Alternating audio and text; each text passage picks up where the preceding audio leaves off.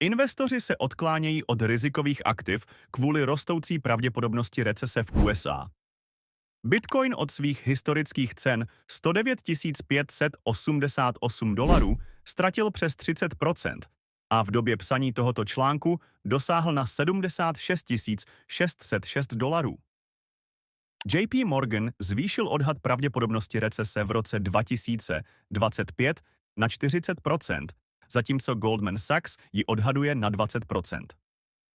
Investor Anthony Pompliano tvrdí, že Trumpova vláda záměrně vytváří nejistotu na trzích, aby donutila Federální rezervní systém ke snížení úrokových sazeb. Výnosy desetiletých amerických dluhopisů klesly z 4,8% na 4,21%. Podle FedWatch nyní trh očekává, že Fed v březnu ponechá sazby beze změny, zatímco v květnu je pravděpodobnost jejich snížení 50/50.